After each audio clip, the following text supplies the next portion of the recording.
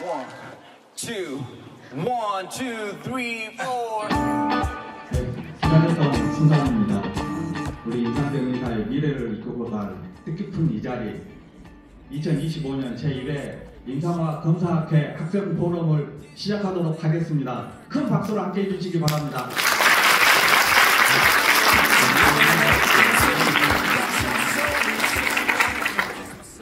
네, 안녕하십니까. 학생포럼 진행을 맡은 경남보건대학교 박형준. 안녕하세요.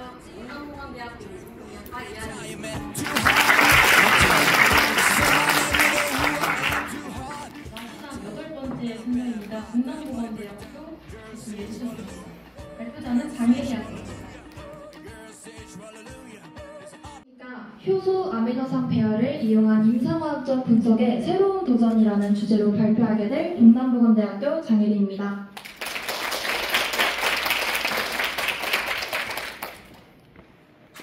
발표는 다음과 같은 순으로 진행되겠습니다.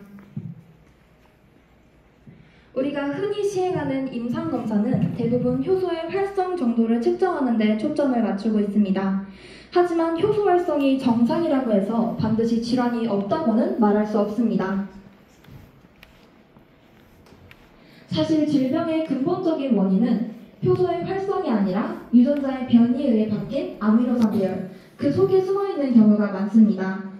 효소는 단백질이고 따라서 효소는 센트럴 도그마에 의해 다음과 같이 합성됩니다. 유전자의 변이가 생기면 가장 먼저 아미노산 배열이 달라지고 이 변화가 단백질 구조의 이상 그리고 효소의 기능 저하로 이어지게 됩니다. 즉 효소는 유전 정보의 최종 산물이기 때문에 효소의 양이나 기능은 결국 유전자의 변이에 직접적인 영향을 받습니다.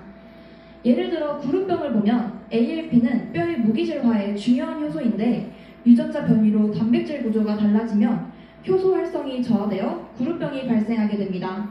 하지만 이러한 경우 효소 활성 저하가 단순한 생리적 요인 때문인지 변이에 의한 구조적 요인 때문인지를 구분할 수 없기 때문에 기존 효소 활성 중심 진단에는 근본적인 한계가 존재합니다. 그리하여 저희의 연구 목적은 이러한 한계를 극복하기 위해 효소의 활성이 아닌 효소를 구성하는 아미노산 배열 자체를 분석하여 질병을 더 정밀하게 진단하는 것을 목표로 하였습니다. 또한 AI 기반 분석 기법을 활용해 방대한 배열 데이터를 효율적으로 처리하고 진단의 정확도와 예측력을 높이고자 합니다. 본 연구는 문헌고찰을 통해 효소 아미노산 배열이 임상 진단에 어떻게 적용될 수 있는지를 3가지 측면에서 연구하였습니다. 첫 번째, 유전자 변이 탐지입니다. 아미노산 배열의 변화는 유전자 변이의 직접적인 결과입니다. 국내 혈우병 A 환자 연구에서는 팩터 8번 유전자 변이가 특정 단백질 아미노산 배열 변화를 일으키고 이는 응고기능 이상으로 이어져 질환이 발생한다는 사실이 확인되었습니다. 즉, 배열 분석은 단순히 변이의 존재를 확인하는 것을 넘어 변이가 단백질 기능에 미치는 실질적 영향까지 규명할 수 있는 강력한 진단 도구임을 보여줍니다. 두 번째, 동종효소 감별입니다. 동종효소 분석처럼 효소의 구조적 차이를 분석하면 조직 기원을 확인할 수 있어 임상적 판단에 유용합니다. 실제로 분당서울대학교 병원에서는 소아 양성 일과성 고인산 분해효소 혈증 사례를 분석했습니다. 이는 혈적 ALP가 일시적으로 3배 이상 상승한 경향을 보였으나 동종효소 분석 결과 대부분 골분액이 증가하고 간분액은 정상임을 확인하여 이 상승이 병리적 원인이 아닌 일시적이고 양성인 현상임을 확인할 수 있었습니다. 따라서 기존 동종효소 분석 원리를 확장한 아미노산 배열 기반 분석법 또한 임상에서 충분히 활용될 수 있음을 보여줍니다.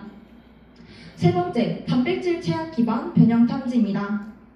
LC-MS 같은 고정밀 질량 분석 기술을 이용하면 기존 효소 활성 측정만으로는 확인하기 어려운 아미노산 배열의 미세한 변화나 포스트 정서적 변형까지도 탐지할 수 있습니다. 국내 연구에서 인성장 호르몬을 LC-MS로 분석한 결과 총 21개의 펩타이드 중 13개가 1ppm 이하의 오차로 정확히 일치했습니다.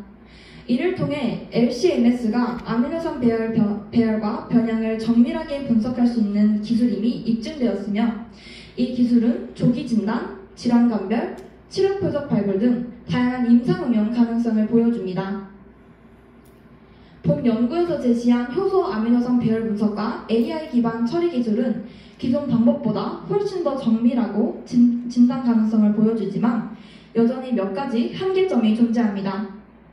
첫째, 단백질 접힘과 변형이 복잡하여 서열만으로는 변이가 효소 구조에 미치는 영향을 예측하기 어렵습니다. 알파폴드와 같은 AI 기반 구조 예측 기술을 활용하면 변이를 시각화하고 기능적 영향을 정밀하게 평가할 수 있습니다. 둘째, 분석 환경에 따라 결과가 달라질 수 있어 표준화와 재현성이 부족합니다. 다기간 공동 표준 프로토콜과 국제 표준 인증 물질 체계를 마련하며 어디서 분석하더라도 일관된 결과를 얻을 수 있습니다. 셋째, 방대한 단백질 서열 데이터를 해석하는데 많은 시간과 전문 인력이 필요합니다. AI 자동 분석 알고리즘과 클라우드 기반 진단 플랫폼을 도입하면 임상 검사실에서도 손쉽게 활용할 수 있습니다. 향후 이러한 기술이 정착된다면 단백질 변이와 구조 변화를 손쉽게 분석하여 임상 진단의 정확성과 효율성을 동시에 높일 수 있을 것으로 기대됩니다. 결론입니다. 유전자 변이에 따른 아미노산 배열의 변화는 효소의 구조와 기능을 변화시켜 결국 질병 발생으로 이어집니다. 이러한 변화를 직접 분석하면 기존 검사로는 확인할 수 없었던 분자 수준의 정밀 진단이 가능해집니다. 즉, 효소의 아미노산 배열을 분석해 유전자 변이에 따른 질병 발생 메커니즘을 밝히는 것이 궁극적인 목표입니다. 여기에 AI 기반 분석 기술을 접목하면 방대한 데이터를 빠르고 정밀하게 해석할 수 있으며 이를 통해 질병의 조기 발견, 정밀 진단, 그리고 맞춤형 치료까지 이어질 수 있습니다. 즉, 효소의 활성을 넘어서 배열을 분석하는 접근은 단순한 검사 방법의 변화가 아니라 임상화학이 질병의 본질을 해석하는 과학으로 나아가는 첫걸음이 될 것입니다. 이상으로 발표를 마치겠습니다. 경청해 주셔서 감사합니다. 감사합니다. 마지막까지 훌륭한 발표를 모든 팀께 다시 한번 큰 박수 부탁드립니다. Let them go to space.